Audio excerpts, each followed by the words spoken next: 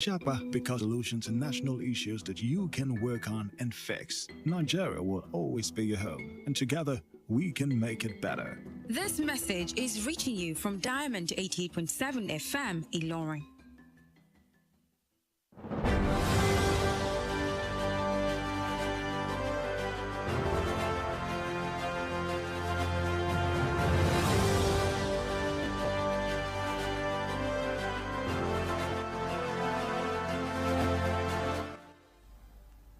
Welcome back. Now the news in detail. The spokesperson for the Vice President, Laolu Akonde, has said the reason Vice President Yemi Osinbajo contested in the last presidential primary of the All Progressives Congress was in the interest of the people. Akonde, while speaking on television interview today, said the VP contested for the seat because he has the required qualities for the office of the president. He added that people see him as a representation of a new Nigeria. Osinbajo, a former Attorney General of Lagos, was one of those who contested the APC presidential primary, won by the president-elect Bola Tinubu. The Nigerian government has inaugurated the Special National Food and Nutrition Media Team as part of efforts to drive the success of nutrition programs and interventions in the country. Speaking at the inauguration ceremony, Minister of Information and Culture, Lai Mohammed, who was represented by the ministry's prominent secretary, Lydia Jafia, said the media has a huge role to play in achieving the goals of the National Multi-Sectoral Plan of Action on Food and Nutrition, NMPFAN. He noted that there are gaps in nutrition investment in the country, hence the need to work with the media to spread the word on the importance of nutrition. And still in the news, all stranded Nigerians in Port Sudan and Egypt are expected to arrive today. The first batch of evacuees arrived in Nigeria on Wednesday night. Complete evacuation from Egypt is expected to be completed today, as Azman Air will transport 400 passengers, while Max Air is to clear the remainder. It was gathered that the boarding had commenced in Port Sudan, with Taco Aviation carrying stranded Nigerians back to the country. Still in the news, the Niger Delta Development Commission, NDDC, has asked the House of Representatives to approve its budgets for 2021 and 2022 after spending the funds for the financial cycles. The managing director of the commission, Samuel Ogbuku, while appearing before the House Committee on NDDC, said the 2021, 2022 and 2023 budgets have been consolidated into what he called budget to rewind to reverse. The chairman of the committee on NDDC, Olubunmi Tunji-Ojo, while responding to the comment made by the MD, said the committee will cooperate with the commission, but that the budgets will not be passed without proper scrutiny.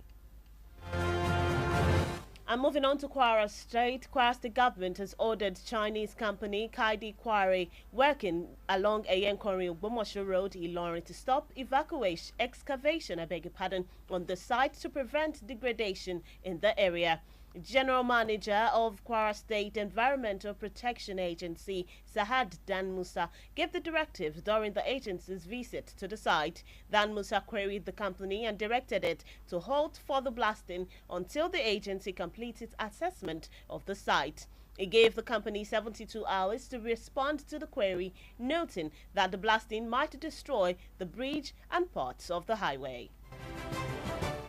And moving on from Kwara to Bayelsa State, the Bayelsa State National and State Houses of Assembly Elections Petitions Tribunal sitting in Yenagua has warned litigants against seeking unnecessary adjournments, filing of frivolous applications and preliminary objections that are time-wasting and reportedly aimed at derailing justice. The chairman of the tribunal, Justice O.M. Fagbemi, gave the warning while delivering our inaugural address to formally commence proceedings. At least a total of 31 petitions had been filed by aggrieved litigants before the tribunal as of yesterday. And that's it on the local scene. The news on the hour is reaching you from Diamond 88.7 FM Ilorin. We take a short time out. When we return, we bring you foreign and sports news. Please stay with us. Follow us on social media, Facebook, Twitter, and Instagram at Diamond887FM. Diamond FM, shining supreme.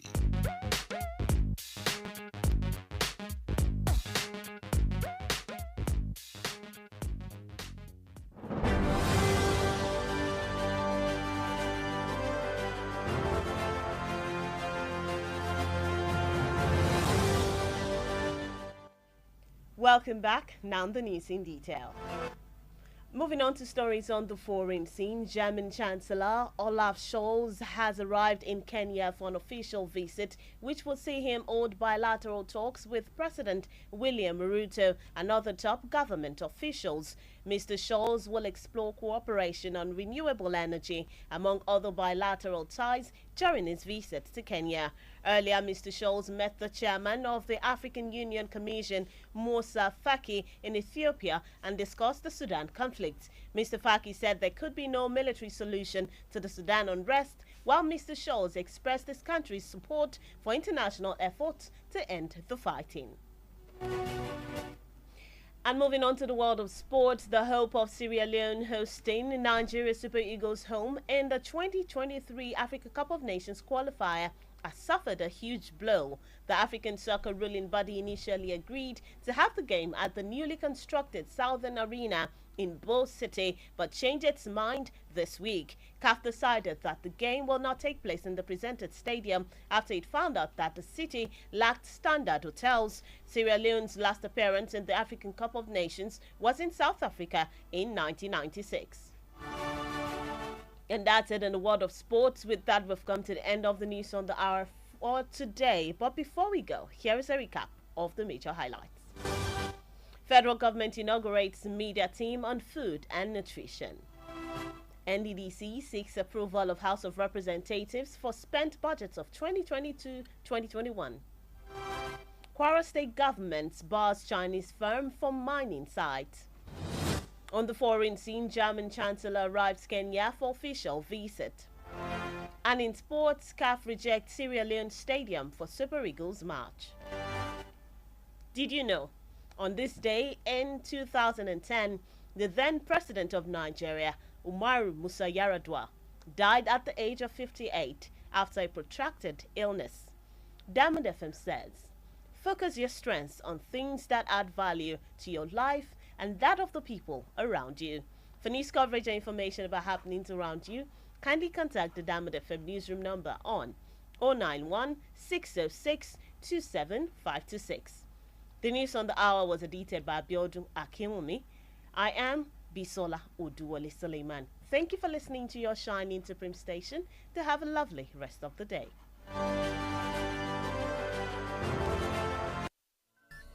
From news to sports, current affairs to entertainment, beautiful music, amazing programs, we got you all covered at Diamond 88.7 FM. Orúkọ mi ni Yèyélúà Tóyìn Adégbọlá. Mo sì ti lé ní 50 ọdún láyé láàyè àtàyè ìdẹ̀ra. Ìgbòkègbodò mi pọ̀ gan-an nínú iṣẹ́ tí mo yàn láàyò gẹ́gẹ́ bí òṣèré orí ìtàgé. Kì í sì rẹ̀ mí, bẹ́ẹ̀ ni kì í sú mi. Àwọ̀ mi sì ń jí pépépé síbi ìtọ́mọ tuntun lójoojúmọ́. Ẹ fẹ́ mọ̀dí abájọ. Monomin Plus atẹ́jẹ̀ṣe oògùn tó ń fi epo ẹja cod liver oil ṣẹjọ́ ẹ̀ food supplement ni. Èròjà ẹ peléke, ó ń tara ṣe, ó ń mára dán, ó ń jẹ́ kọ́mọdé dàgbà dáadáa, ó sì ń jẹ́ kí àgbàlagbà máa ta kébékébé. Monomin Plus. Monomin Plus fún èròjà tó ń tún inú ara ṣe lẹ́yìn ìwádìí ìmọ̀ ìjìnlẹ̀. A tún fi èròjà cod liver oil epo ẹja sí i ló fi wá di oògùn méjì tá a papọ̀ sínú ẹyọ kan ṣoṣo. La fi ń pè é ní Monomin Plus. Iléeṣẹ́ Tuyi Pharmaceutical Industries Limited. Àwọn tó lórúkọ tó ṣe gbẹ́kẹ̀lé níbi kápò oògùn òyìnbó ló ṣe é. Monomin Plus. Monomin Plus. Lọ́dún tá a wá yìí o, a máa ṣoríire. Ilé-iṣẹ́ wa lálùbáríkà tí pọ́ǹpì onílẹ̀ ìfọkànbalẹ̀ làwọn èèyàn ti ń ralẹ̀ torí pé ọ̀rẹ́ ará ìlú ni wá o. Òdodo ọ̀rọ̀ ni tí pọ́ǹpì concept onílẹ̀ ìfọkànbalẹ̀ sì ń pinrin ọdún fún gbogbo olóríire. Lọ́dún yìí ìwọ náà gbọ́dọ̀ ralẹ̀ ó máa kọ́lé. Ilẹ̀ ríra ní ìrọ̀rùn gbà. Tẹ́ ẹ bá ti ra plọ̀tì ilẹ̀ wa kan tó wà lókè òyì ní 500,000 naira péré. Ẹ ti láǹfààní láti gba ogún símẹ́ǹtì àpò 20 bags of cement lọ́fẹ̀ẹ́. Bákan náà nílé tó wà lóko olówó 450,000 naira péré ní plọ̀tì kan. Bẹ́ẹ̀ lẹ́ máa gba símẹ́ǹtì àpò mẹ́wàá 10 bags of cement lọ́fẹ̀ẹ́. Ilé kíkọ́ ti bẹ̀rẹ̀. Lábàǹkì ilẹ̀ wa tó wà lélẹ́mẹ̀rẹ̀. Ilẹ̀ tá a rẹ̀ rà pamọ́ fúnra wa tàbọ̀ mọ́ tá a bí torí ọjọ́ iwájú sì ń ta o. 300,000 naira ní 500 square meter. 200,000 naira ní 300 square meter. Àwọn olóríire ti ń jàǹfààní yìí báyìí. Ó di Friday June 30 ọdún yìí kó tó parí. Ẹ tètè máa bọ̀ lọ́fíìsì tí pọ́ǹpì concept tó wà ní suite 8 legislative quarters along Yidi Road Ìlọrin telephone 0052888552. Tí pọ́ǹpì concept developer that cares. Diamond FM Ìlọrin àwa là ń gbé ìròyìn àwọn ìṣẹ̀lẹ̀ orin àtàwọn amúlùdùn yògbà tí ò láfijọ́ ṣe ti aráyé. látinú yàrá ìròyìn Diamond 88.7 FM Ìlọrin ìròyìn ẹ̀kúnrẹ́rẹ́.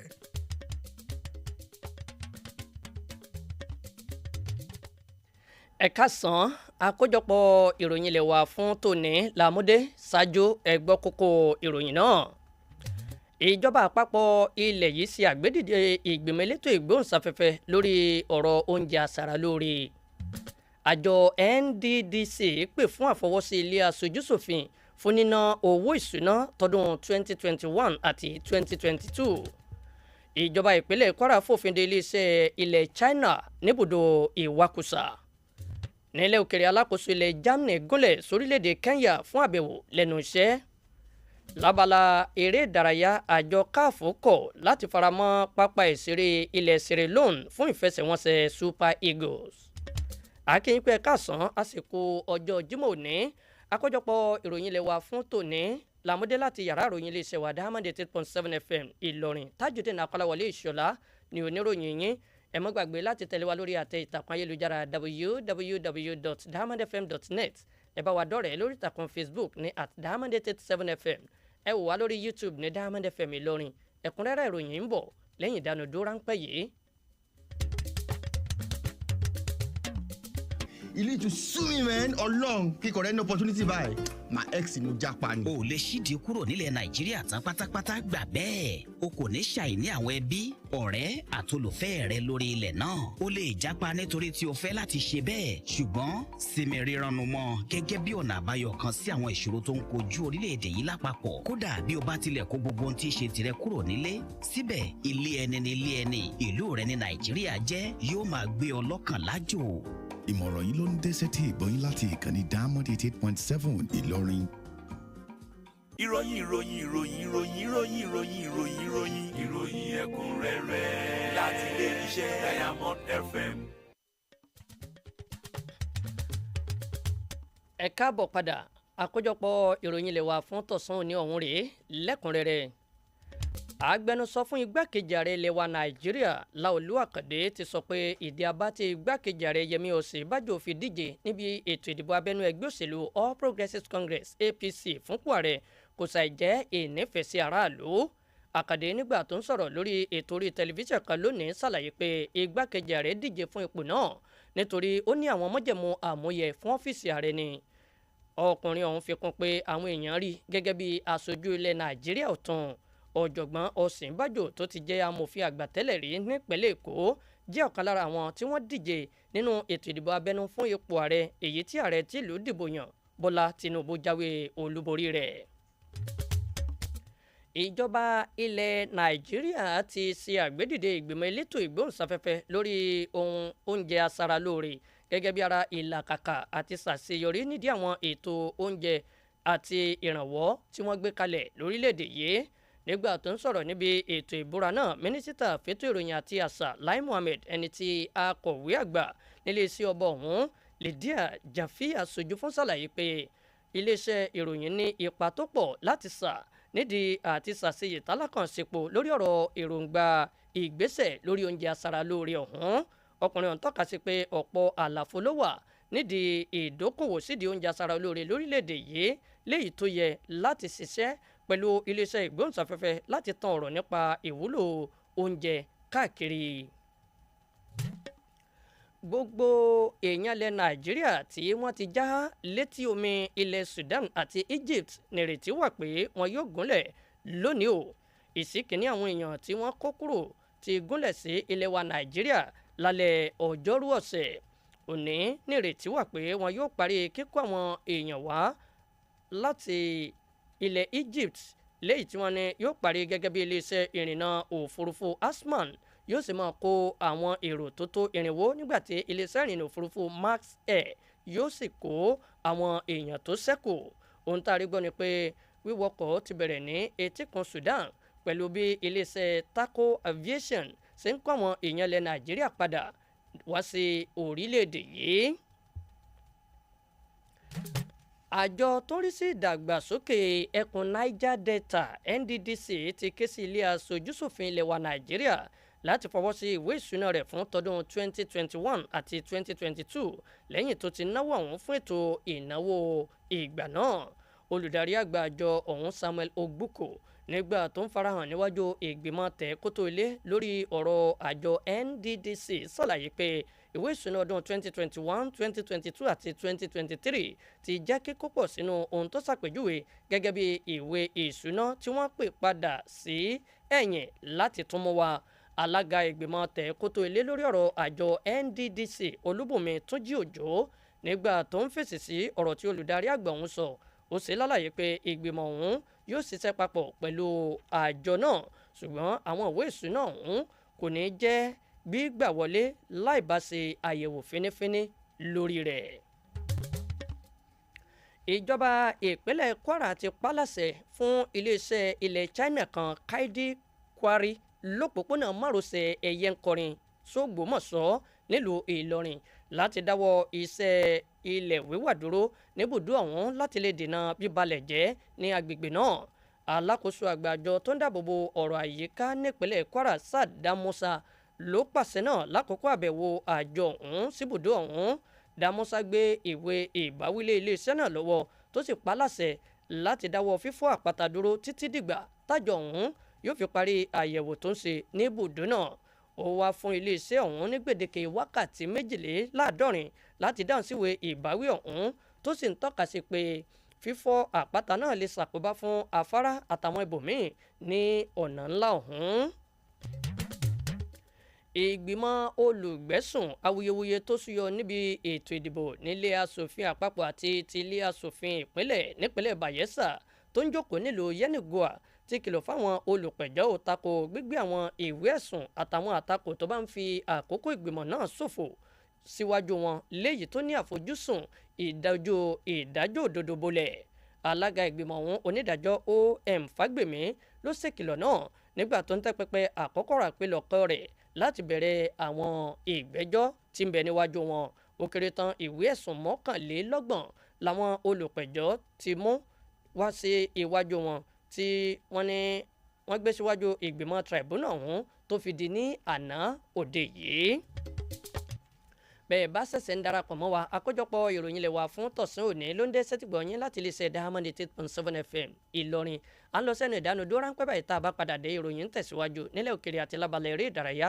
Ẹ má gbé kúò níkànnì Diamond 88.7 FM.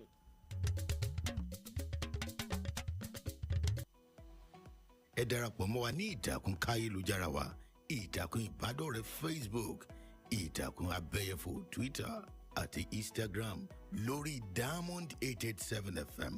Diamond FM, shining supreme.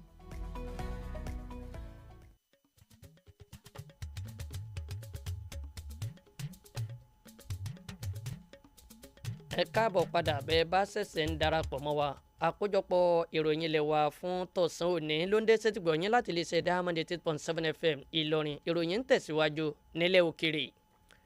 Alákòóso ilẹ̀ Germany Olaf Scholz ti gúnlẹ̀ sórílẹ̀-èdè Kenya fún àbẹ̀wò lẹ́nu iṣẹ́ èyí tí ó mú jókòó ìpàdé ẹlẹ́ni méjì sọ̀rọ̀ pọ̀ pẹ̀lú ààrẹ William Ruto àtàwọn jàǹkànjàǹkàn míì lẹ́nu sí ọba ní ilẹ̀ náà.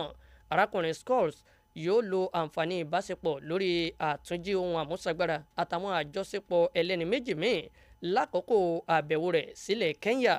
Ṣáájú ni arákùnrin Scott ti ṣèpàdé pẹ̀lú alága àjọ ìṣọ̀kan apá ilẹ̀ Áfíríkà Musa Faki nílẹ̀ Ethiopia tí wọ́n sì jíròrò nípa wàhálà ogun tó wáyé ní ilẹ̀ Sudan. Arákùnrin Faki sọ pé kò lè sí fífi ìgbésẹ̀ ológun wójútùú sí gbódòǹrosọ ilẹ̀ Sudan nígbàtí arákùnrin Scott ṣàfihàn àtìlẹ́yìn orílẹ̀-èdè rẹ̀ fún akitiyan àgbáyé sí mímú òpin dé bá ìjà àjàkú akátá ọ̀hún. Lábala eré ìdárayá, ìrètí tilẹ̀ Sierra Leone ní láti gbàlejò ikọ̀ Super Eagles tilẹ̀ Nàìjíríà nínú ìfẹsẹ̀wọnsẹ̀ ìpegedé fún díje AFCON 2023 ló ti forí sápọ́n báyìí o.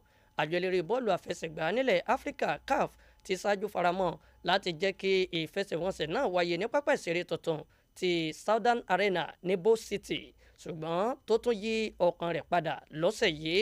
àjọ káàfù ló ti pinnu pé ìfẹsẹ̀wọnsẹ̀ náà kò ní wáyé ní pápá ìṣeré tí wọ́n mú ọ̀hún lẹ́yìn torí pé ìlú náà kò láwọn ilé ìtura tó pójú owó. Ìfarahàn ilẹ̀ Sierra Leone kẹ́yìn nídíje AFCON ní nílẹ̀ South Africa lọ́dún 1996. Kí n tó parí àkójọpọ̀ ìròyìn ilé wa fún tọ̀sán òní, kókó tó wà nínú rẹ̀ rí lẹ́ẹ̀kan sí i. Ìjọba àpapọ̀ orílẹ̀-èdè yìí ti ṣe àgbédìde ìgbìmọ̀ elétò ìgbóhùnsáfẹ́fẹ́ lórí ọ̀rọ̀ oúnjẹ aṣaralóore. Àjọ NDDC ti pè fún àfọwọ́sí ilé aṣojúṣòfin ilẹ̀ yìí fún níná owó ìṣúná ọdún 2021-2022. Ìjọba ìpínlẹ̀ Kwara ti fòfin de iléeṣẹ́ ilẹ̀ China kan níbùdó ìwakùsà. Nílẹ̀ òkèèrè láti mú àfihàn pé alákòóso ilẹ̀ Germany ti gúnlẹ̀ sórílẹ̀-èdè Kenya fún àbẹ̀wò lẹ́nu iṣẹ́. Lábala eré ìdárayá, àjọ CAF kọ̀ láti faramọ́ pápá ìṣeré ilẹ̀ Sierra Leone fún ìfẹsẹ̀wọnsẹ̀ Super Eagles. Kí n tó máa lọ, ǹjẹ́ mọ̀ pé láyàjọ́ òní lọ́dún 2010 láàrẹ ilẹ̀ yìí nígbà náà Umar Musa Yar'Adua jáde láyé lẹ́ni ọdún 68 lẹ́yìn àárẹ̀ ọlọ́jọ́ pípẹ́.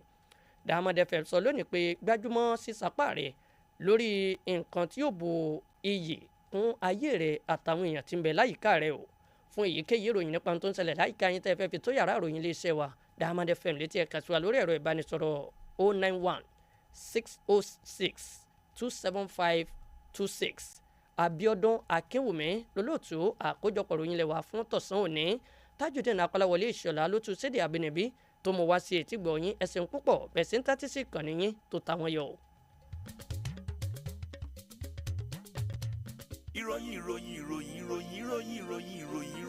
ìròyìn ẹ̀kúnrẹ́rẹ́ láti ilé iṣẹ́ Diamond FM. rédíò Diamond 88.7.